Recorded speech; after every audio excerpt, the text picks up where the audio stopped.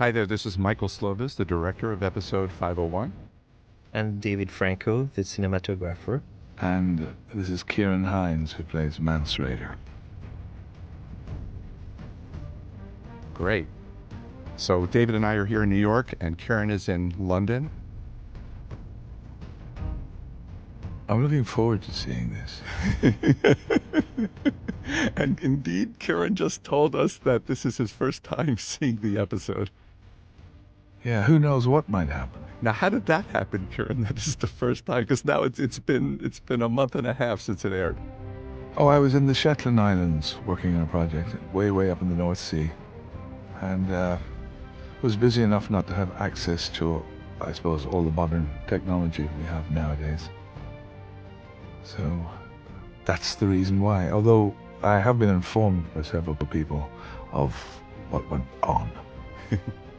And it was indeed very, very well received. And David, this is your second time out at Game of Thrones. Yes, second season, yeah. I did 4-9, who was the big battle at Castle Black.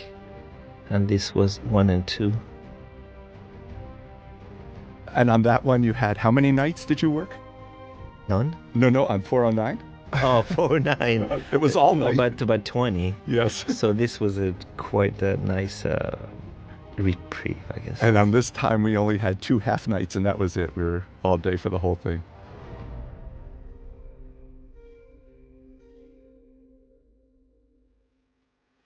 And Michael, you did episode 1 and 2, isn't it? Yes, I did. Yes, it did, with David. Okay. And this is actually a very interesting scene, because I'm told that it's the first flashback in Game of Thrones history. And there's a question. One of the nice things when I was reading the script was you start reading it, you don't know who anybody is, and we don't really give it away until the end of the second scene here. But they're obviously 2 very prominent players in the story, I imagine. They are revealed to be, absolutely. And these 2 are Okay. 2 young actors, and they were absolutely wonderful. And where did you shoot this piece? Was this in Ireland? This was right outside of Ireland. And the young blonde is Nell Williams, and her friend is Isabella Steinbarth. Yes. So we really still don't know what's going on here. Of course we should. Which David and I found to be very intriguing. One of the interesting things about this combination of shots right here is that this shot was shot on location in the woods outside of Belfast, and now we're into a set. So David, what the problems of shooting part of a scene on set and shooting it outside, combining the 2? Yeah, I'm mainly dealing with the natural environment, what you have at that situation, and then recreating completely on stage from scratch. With a bit more control, but having to start from nothing is always a bit a challenge. So this was, we were trying to emulate a little bit of the Marlon Brando appearing in Apocalypse Now. When she comes out of the shadow, just reference as visual. It's a wonderful actress named Jodie May. When I first read the script, she was not exactly what I had envisioned. I envisioned, your stereotypical, much older, maybe craggy-faced type of a witch. And David and Dan fell in love with Jodie's performance, and indeed, we all did. She's a terrific actress, a really beautiful actress, very considered. She occupies that space extremely well, really owns it.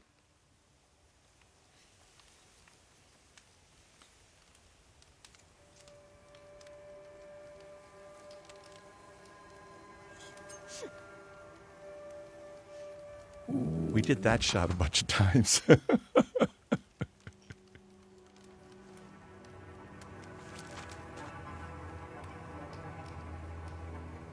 3 questions you get. You won't like the answers.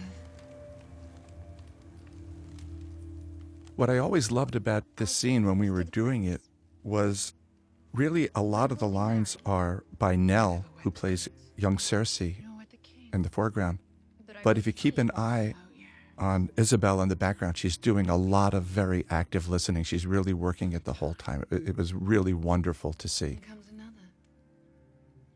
Younger. And where did you find the actresses, the young actresses? They were both cast out of London. Because we're based in Belfast, almost all the casting is done via videotape or internet. Gold is a tremendous, tremendous casting director, and she just brings just a wealth of riches to the table. Come on, we have to go. And here's where we really find out who's who. Sassy! So now it's undeniable who it is. And didn't they look very similar? It's wonderful.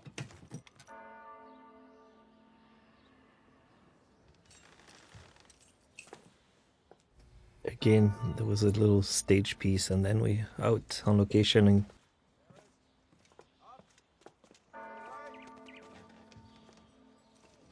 I always find it remarkable, the work that David, for example, does.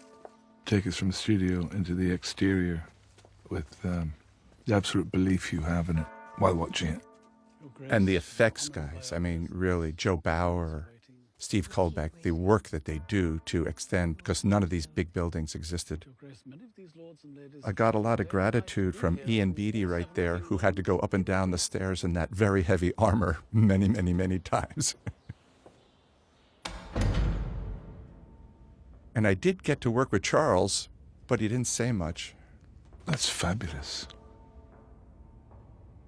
And now we go back on stage. The first level here is a stage, and then again an extension by the visual effects. All the statues are extended by the visual effects team. He never wanted you to be a king's guard, but here you are, protecting his dead body. And for me, it was a bit of a reunion with Nikolaj. I had done a series in New York called New Amsterdam with Nikolaj before, so we had a really very warm reconnection there. It was great. Going to try to take it away. All of it. All of them out there. And one of the great things, Ciarán, about you and your castmates out there, I mean, they just receive new directors and new people just so warmly. I never once, had to warm up to everybody. It was just terrific how people just embraced us and brought us into the fold. It was just great. That's great to hear. I imagine it would be. These two are phenomenal in the story. I never had the joys of meeting either of them because my storyline was quite separate, but they are fantastic together and separately as well. You bring up a really interesting point, and that is because there are so many different lands and different stories, a lot of the actors don't get to meet each other. No, they never come across them at all. And one always wonders what they're like in real life. It's kind of strange, but especially when one has such respect for their performances and what they bring to the show. It is one of the most wonderful, warm casts I've ever seen, and talented, and they all know their characters so well at this point, but they're at the same time very receptive to input. It's wonderful. It's just a great experience.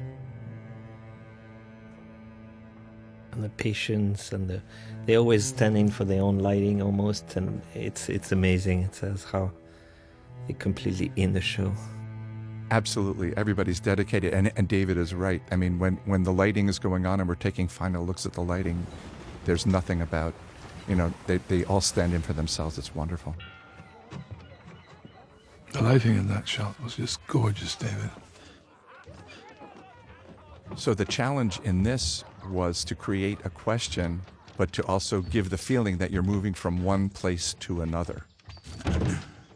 And actually, people have asked, was this something that David and I brought in? This was in the script, the whole idea that you saw different lands through that peephole.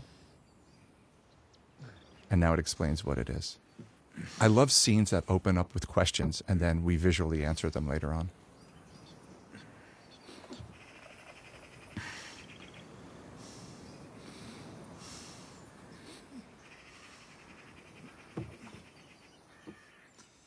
I mean, for me, as far as the editing and the pace, it's amazing. Like, so little dialogue. You're so rare to see that on TV, I would say. Oh, absolutely. It's one thing this show does well. And now it's the first word, right? It's like, at least, I never seen, it's so exceptional to be able to do that. I still don't see why I had to stay in this fucking crate once we set sail. I saved your life. If they catch you, they catch me. I cannot say I feel overly guilty about leaving you in that fucking crate. Do you know what it's like to stuff your ship through one of those air holes?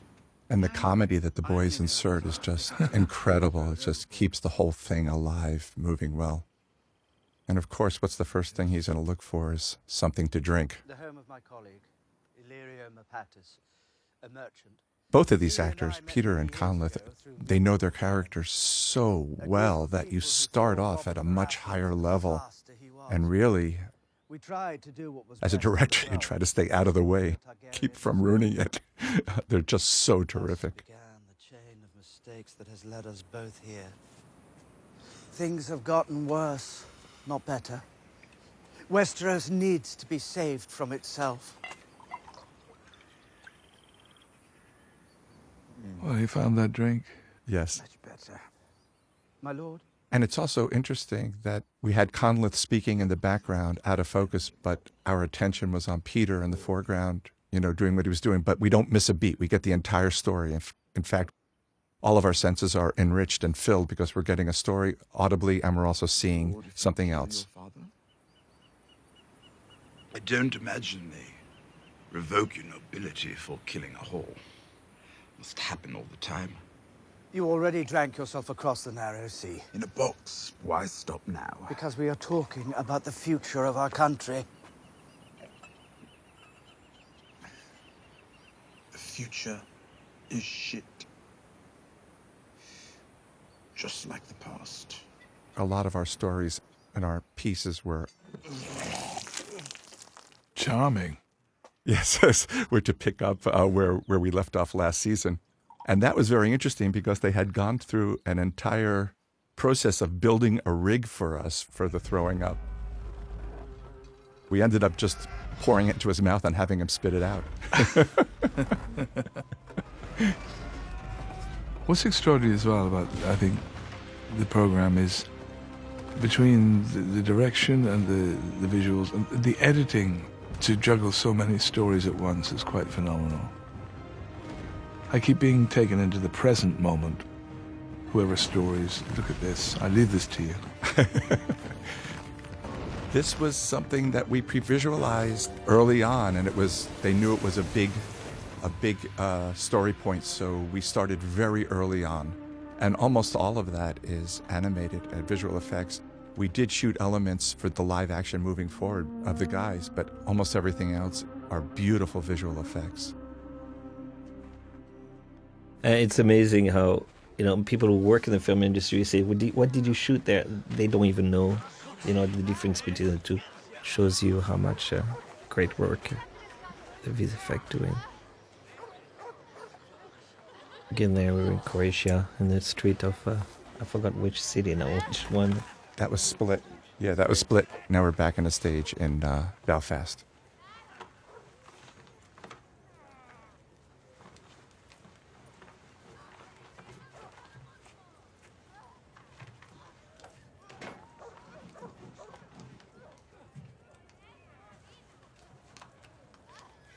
Eu vou Shank. Shank já por Gilles.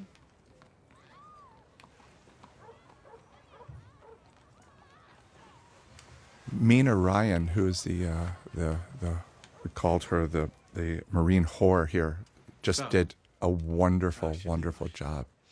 She's a wonderful actress.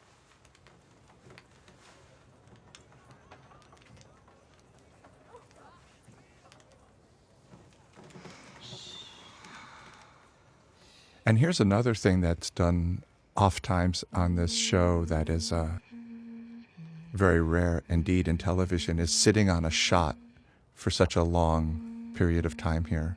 This 20 seconds or 30 seconds, whatever this shot is, was very, very, very important to us. that it be nice and long, because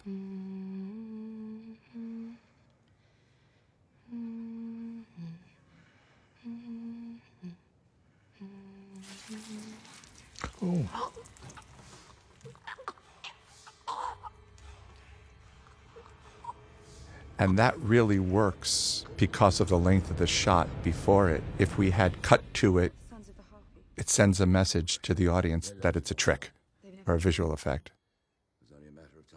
But indeed, the way we did it was to put in the blood spurting apparatus there and then take it out visually. All they did was erase it, and then as the knife went across, they opened it up.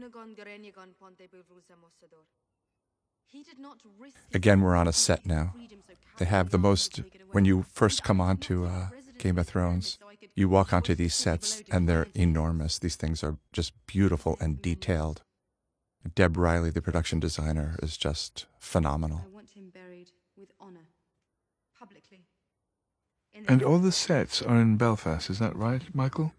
Yes. All of the yes, sets? all of the major Right. sets are in Belfast, yes. Okay, because that's phenomenal to me, because you do think you were now in some other exotic location. And when we see the tents and the darker pieces, I understand that. But when you see the light that's being used here, you just were absolutely convinced that you're somewhere exotic in Europe or Africa. Lots of light, actually. I've never seen so many light. The first time, the size of the set and the number of huge units, it's like quite breathtaking at that level. They have more lighting equipment on the show than I've seen on any feature film. It's huge. Yeah, I mean, this challenge for me, I mean, it's like we're dealing with two sources of lighting, the windows and fire. There's nothing else, right? We don't have fluorescence or practical. So you need to create those big sun coming through the windows, because 99% of the time that's what it is, lighting the scene.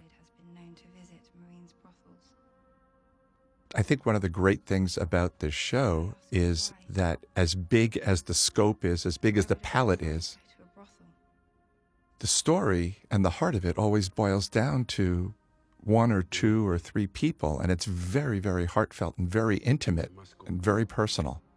It's what makes it work. And if you don't care about the characters, then all the action in the world doesn't really add up to anything. And we care about every single one of these characters. How it's been done that you care about. I don't even know how many characters there are in this show. It's just a real tribute to the way that it's written. It's just beautifully written.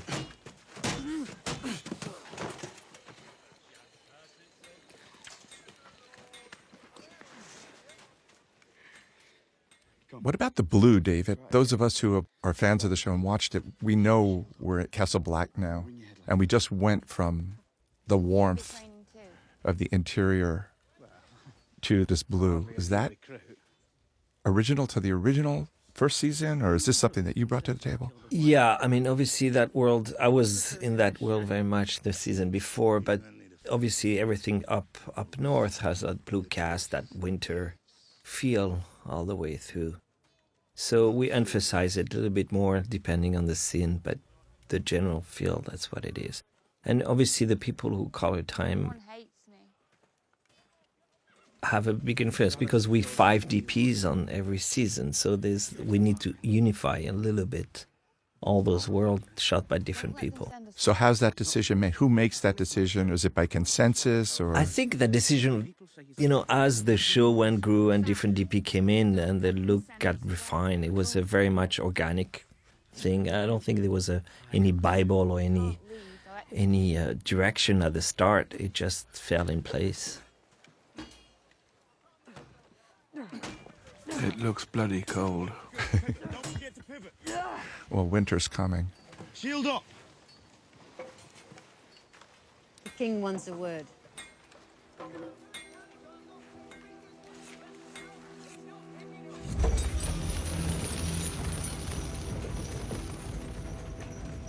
So all of there's a practical elevator that just goes up about 20 feet or 30 feet. However, on the day it was quite broken, I remember now. And getting it to move was quite a trial.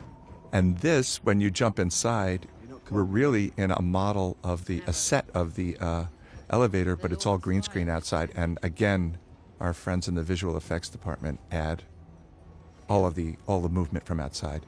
We do a little bit of shaking of the camera and a little moving of the camera, but really, the real feeling of going up is done by the visual effects guys.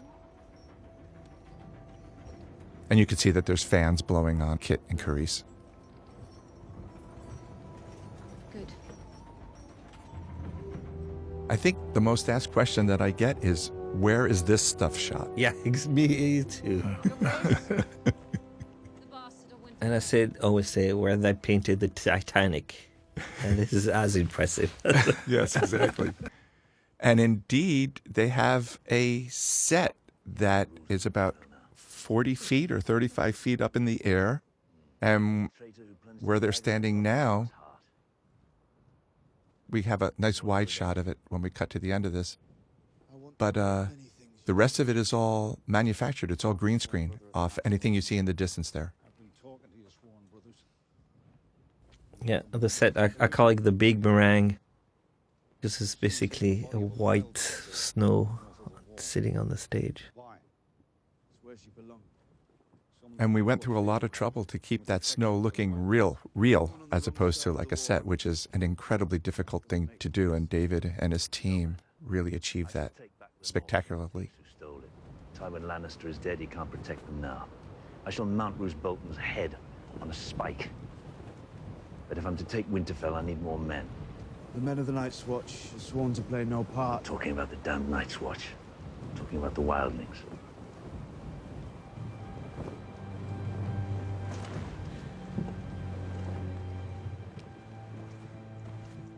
Now you can sort of see that's our set. Now we're completely on our set. There's no visual effects of this. So this is all David and his team in the art department who've created this environment. With effects and the snow falling. Snow. It's hard acting with the styrofoam going in your mouth. And also, they're surrounded by these gigantic fans. And on the day, you can barely hear what's going on because the fans are blowing and blowing the snow around and creating the wind. So I would imagine, I'm not up on it, but I would imagine most of this or a lot of this is done after the fact in ADR. And there you see a lot. That's pretty much edge to edge on the set. Yeah. A little bit more. Shield up. Attack, my lord. Attack. Don't cross your feet. So this location, I have a wonderful story about this location.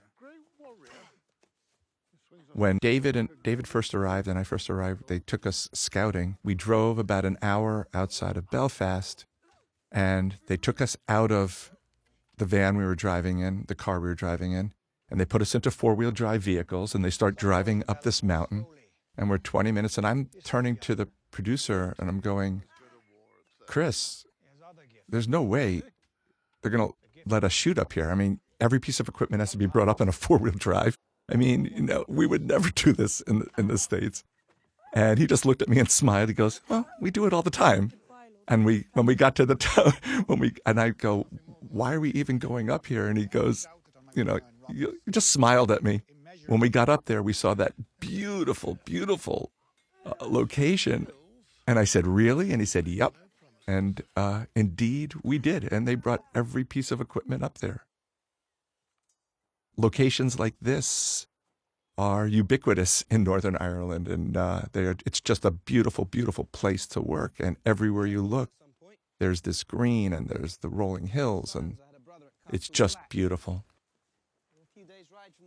Yeah, I mean, there's no compromise on the location. That's what's amazing, too, on this show, and that level of, we're going to brave it, and we're going to figure out how to make it work, but we're not going to compromise on the... And they disassemble equipment, they disassemble cranes, and they carry them up there, and it's extraordinary. Do you even know what a squire is? Build road, build landing roads, pad, yeah. And it's like...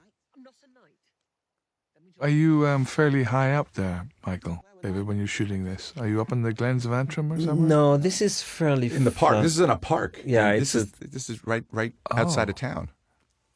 I forget the name of the So park. that's a different place. You'd never know. No, you would never know. And also, there's nothing. No. There's nothing to give it away, and we didn't really erase that much here. This carriage that you see coming down with the transition into the interior of it is interesting. It weighs 2 tons, and it was built for this scene. Which we were talking about it early on. I said, are we going to look at carriages to choose from? And they go, we're going to build this. It took a half an hour to take that carriage back up to the top of the set for each take. So what David and I did was we found things to shoot in between while we were waiting for that thing, because you had to take the horses off, drag it with a tractor, pull it back up. And we did Poor Man's, which is pretty much the easiest way to, and the best way, most effective way to get the dialogue. No, do you trust the carriage driver or the knights escorting us? No. But I pay them well. They've seen what happens to men who disappoint me. So where are we going? Aidan's just extraordinary, and Sophie is amazing. Far from here. Even Cersei Lannister can't get her hands on you. And I love all the questions. Almost every scene in this episode opens up questions. It was such a deep, deep shock to us all. And we're back at the Red Keep, the funeral. Like it's like an interior courtyard on stage. To be reckoned with. He truly was. I wouldn't presume to claim to have known him as such, but just being in his presence was enough to make it so clear just how formidable a person you were dealing with. What a force to be reckoned with. Thank you so much for your kind words.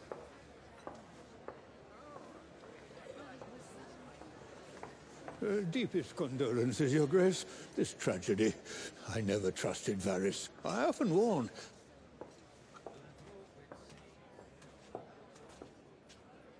Your Grace. Cousin Lancel, I hardly recognize This was one of those days where you walk into work and you go, holy smokes, I really am working on Game of Thrones, because you arrive at 8:30 in the morning and there's 150 people all in costume, ready to go, looking to you as to what are you going to do now. It's really a real wake-up moment. It was wonderful. Sure, he'll grow out of it, whatever it is. Excuse me. Of course. How many locations, Michael, did you go to when you were shooting these episodes? In terms of countries or in terms of individual In terms locations? of countries. In terms of countries, yeah. Our 2 episodes took place in Northern Ireland. In Spain, we did 1 scene in Spain, and in Croatia. We were in 2 cities in Croatia. All right. Okay. Which is a whole logistics, problem I should in imagine, and of yeah. itself. Even just for the scouting, so it takes days and days and days to just scout and look for locations when you're working at the beginning. I tempted you into our unnatural relations. And when the Croatia shoot starts, one crew is shooting in Belfast, the other one is shooting in Croatia and Spain. And we go back and forth between the 2 crews. It's one of the interesting things about the way this show is structured. In order to get it done in time, they have 2 complete units working all the time. And the directors go back and forth. On many shows, the actors with their DPs and their entire team. And on many shows, the actors are there for the run of the show, and the directors come and go for a week or 2 to do their episodes. But on this show, the directors are kept for very long periods of time, and we go back and forth because once you move into a major location, once you move a unit to Split, Croatia, or Dubrovnik, Croatia, or to Slit, or any of these other places where they go, it just doesn't make sense to keep coming back to those places. So the directors are the ones that have to move from unit to unit. And that's where the mountain... Which is an interesting situation because directors almost never get to meet each other, and here you're with the other 4 directors that you're sharing the season with, and you're crossing paths, sharing stories. Yes, sandstone. Just there. I love the moment when Natalie comes in. These guys were so wonderful in making this look natural. It was just great. We would have a lovely time, judging by my experience. That would be wonderful. Dawn, High Garden, anywhere but here.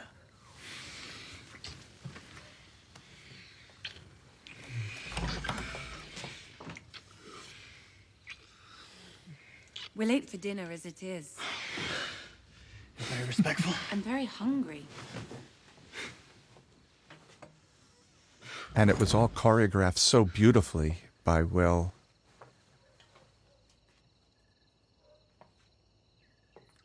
So that you could, we didn't have to take anything out later on or show something that we didn't want to. And Finn and Will just did a great job of being aware of where the camera was and what we could see and what we couldn't. Natalie's moment when she comes in is just precious. And then how she handles it from that point on is just great. She just adds to it.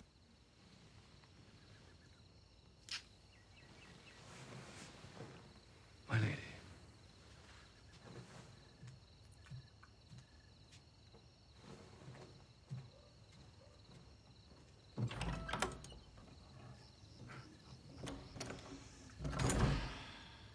Perhaps you might consider being a bit more discreet? Why? They all know about me anyway.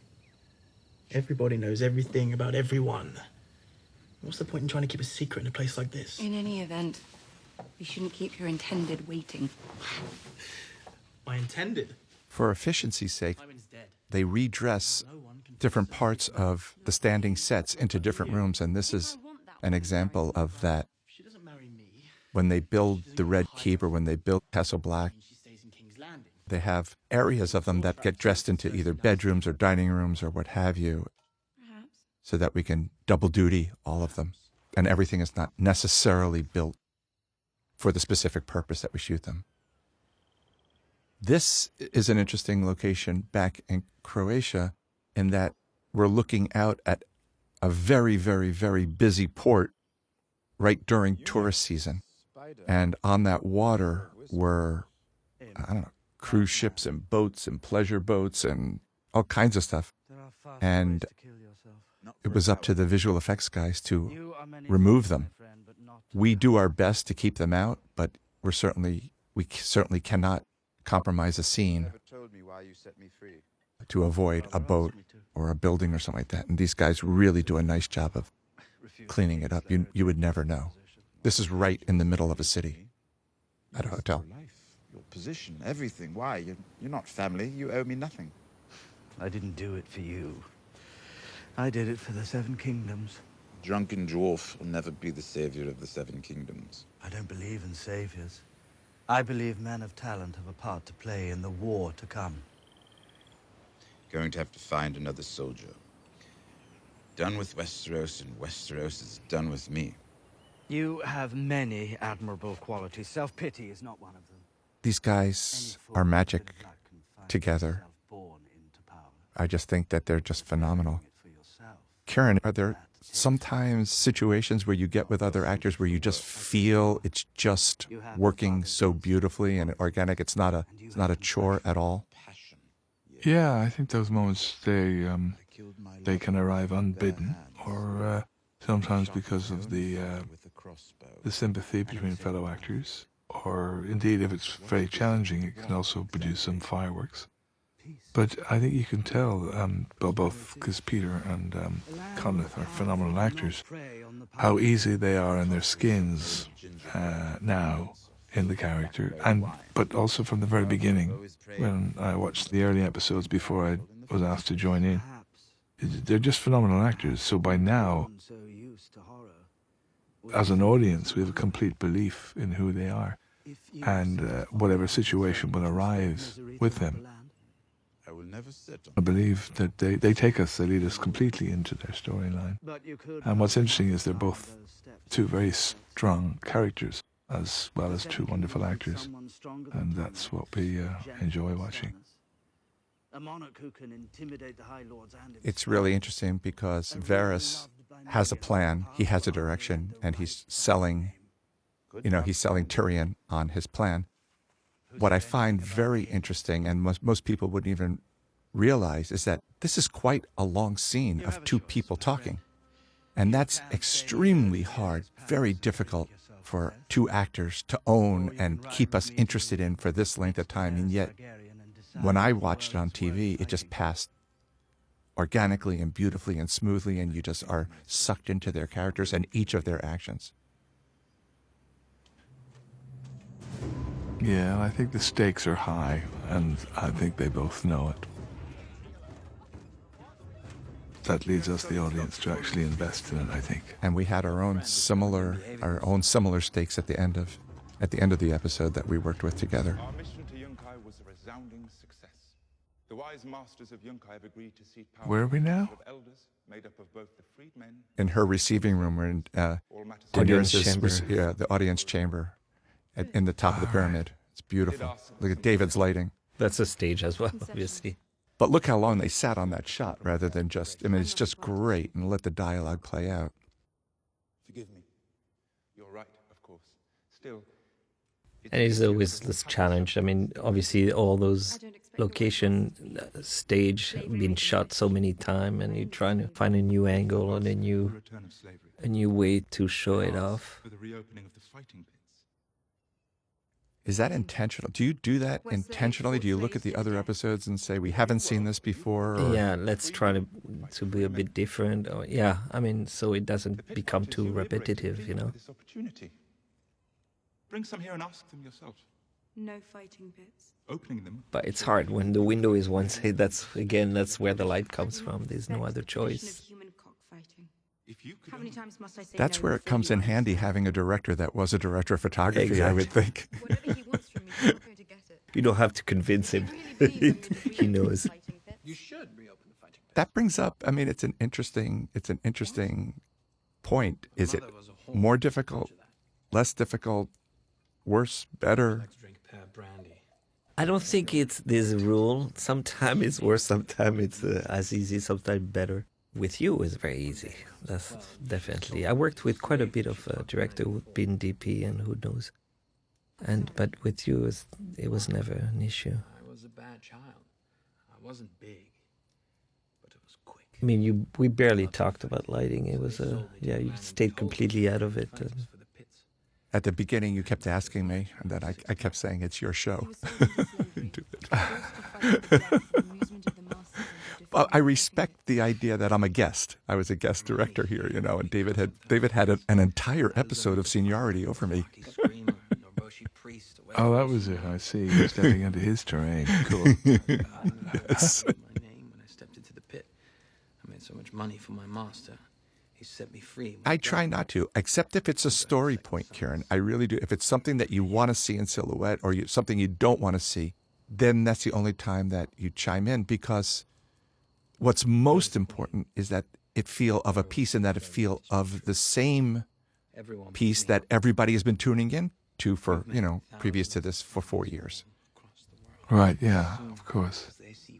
And I guess the tone can't change dramatically or something. I mean, I suppose like jump cut editing, if you started to take a whole different slant to it, it wouldn't fit into the natural story rhythm. And speaking of like owning characters and just demanding that you watch them, Mikkel and Emilia are just, you know, when we were doing these scenes, it's like going to the theater, these beautiful scenes. It really was like going to like an off-Broadway show or some small theater and being treated to acting and writing excellence. Just, it was one of the great joys of having been there. I can't control them anymore. And again, here we are with two people, and you know what I mean. In spite of the size, in spite of it was a magnificently huge shot that brought us here. It boils down to two people. This is kind of interesting for me because I was trying to convince the writer, David and Dan, to go to a day so I can have a bit more detail, a bit more, even keeping it mysterious. But they refuse. They say it has to be as dark as possible. We don't want to see anything. And so the challenge is we have to see something. If not, it's a black screen. So where do you draw the line? How dark it? What do you show? What do you not show? And there are story points, absolutely. We wanted to see that chain moving. And also, it was day out there, and you had to tent in that guy with the torch behind there. And that's shot on location, so that makes it a bit harder. We're actually in the basement of a national landmark. And so when we introduced the idea of shooting flames around here, it was an interesting thing to tackle. Rhaegal?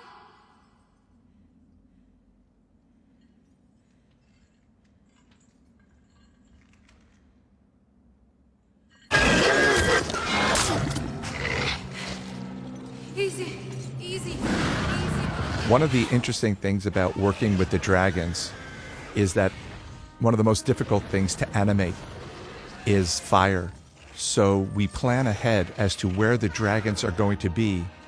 And on the set, when we shoot it, they actually shoot fire out of a nozzle. And then they cover that nozzle up with the dragon later on. So because there's so much interactive lighting. There we go. And here we go.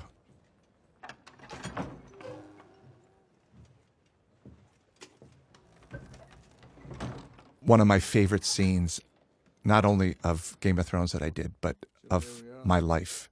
This scene just kills me every time. Karen, what was it like? I mean, these are two guys who respect each other, to a certain degree, I think, like each other, and they're both arguing for what they think is right, and they can't come to consensus.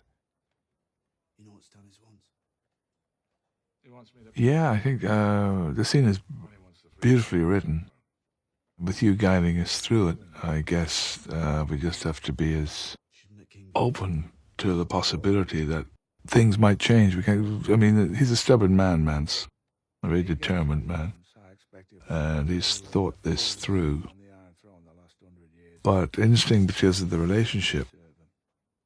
Jon Snow's a strong young man, and he believes that he can convince him the other way. There's a possibility of change, but he doesn't seem to be. I think it's about his own dignity and pride he has to face up to here. He does make sense, Jon Snow. He makes absolute sense in this scene. Sorry. No. You're absolutely right, and there's so much mutual respect here between the two, which I find the compelling quality of this scene. And what's really interesting is it was not a very big space that we were working in. It was quite small. Well, that's right. It was quite tight, wasn't it? Yes. And you got, as I remember, you guided us round it very delicately, and opened up the space to make it look bigger than it actually probably was. I remember well working together to find the moment to physicalize the separation and then his reapproach of it. One of the great things about working on a show like this is that we did have, maybe a complete hour to work all this out. We did, yeah. Rather than just bish bosh, bang it out. Yeah, we just say that physically and what relationship will we be to each other exactly, because it is difficult to move, especially when you could play the whole thing without movement, because it's about a dialectic or an argument. But the movement is important. Yeah, I remember we tried it, and we felt that we needed to get some tension, some physicalization of. I mean, this moment here is just. No, great. I think you did, Michael. I think you knew, and we went, "Oh right, yeah, I got you." It was your brainwave. It was. It has my favorite line of both episodes for me, which is the freedom to make my own mistakes is all I ever wanted. It's such a great line for life. It's just a great. Anya and David, they do keep writing great dialogue, great argumentative and witty. Some zingers fly out during the dialogue. I mean, what is it like to sit and look Kit in the eye, an actor of his quality? The two of you, I mean, it really was an honor to just be in the room when we did this. By his nature, he's very open kid. And then when he plays Jon Snow, he's got this sort of slight sad look to him because he can see that life is not going to be a bowl of cherries. It's going to be a continual struggle.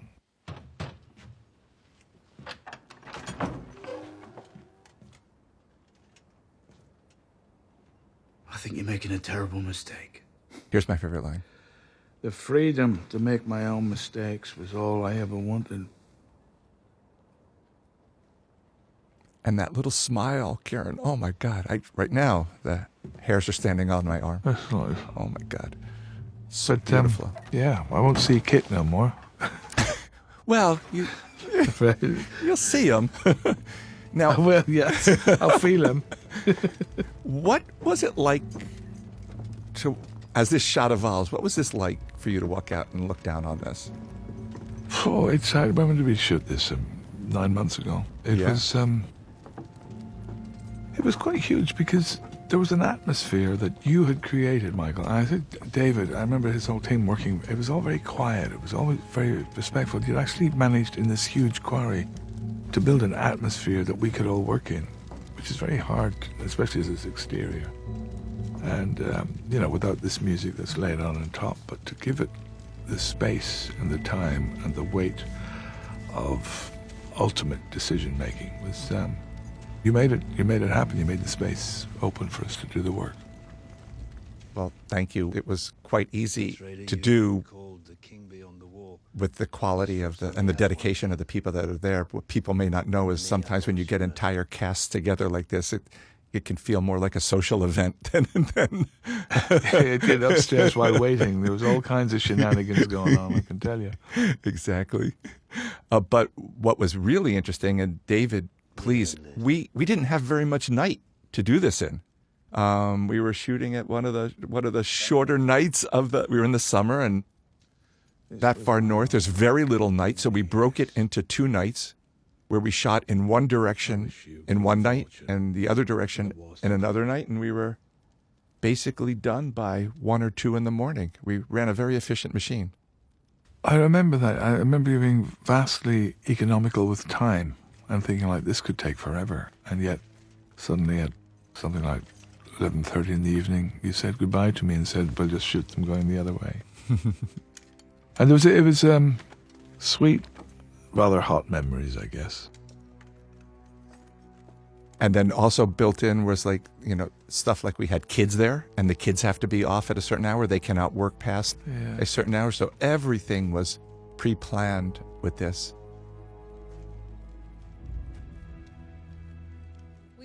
I was just going to say, in your preparation, you managed to include almost every single person and their attitude to it during the shooting of this scene. What was interesting in the pre-production, when David and I would go to meetings, they were talking about all kinds of visual effects, of face replacement, and how are we going to burn Mance and all of this other stuff. And I kept going to everybody, we're not going to do any of that. We're going to keep it simple. We're going to do it old school. We're going to compress. This is where a little bit of experience as a director of photography comes in, because you know what you can get away with the camera and all. But David saw it immediately. I remember in pre-production, Frank Dolger being convinced and going, when we were talking about all the effects and everybody was trying to convince about effects, and it goes, it's not a scene about a guy burning. It's a scene about a guy not burning. Because right when we get to the engulfment of the flames, it gets cut short a little bit. But all these little pieces we had planned out very efficiently ahead of time. And you just killed it up there.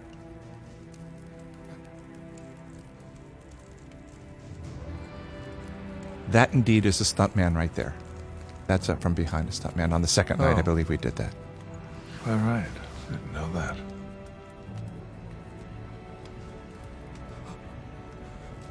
And shots like this we did. We put a little bit longer lens on, and we put a fire bar in front of the camera. Right. And you moved the fire bar across? Yeah. Yep. Does that cheat the distance? It does. That we see? The longer lens does, absolutely. It compresses the fire into you right there, something like that. Right, yeah. And I just sat next to the effects guy, and I said, raise it up, raise it down, bring it down, raise it up. And we just sort of played it like a conductor conducting an orchestra.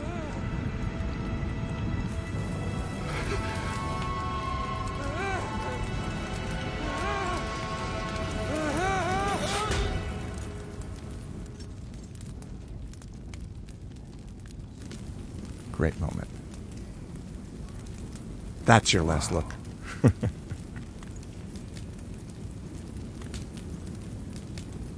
And that was a dummy at the end. Wow. We did it one direction from one direction, and we had a dummy. So, bloomin' heck, Michael. That was fantastic. That's the first time I've seen it all since it going. No, but the whole storytelling of it is fantastic. But, I mean, that was extraordinary what you made of all that. Wonderful. Well, wonderful. I thank you, and you made it. You guys made it so easy. This is Michael Slovis, the director, saying thank you to Ciarán and to David for coming in today. Same here, David Franco, the DP. And Ciarán Hinds, who played Mance Raider. And what a great pleasure it was to be involved in this. Oh, it was such an honor to work with you. I enjoyed it immensely.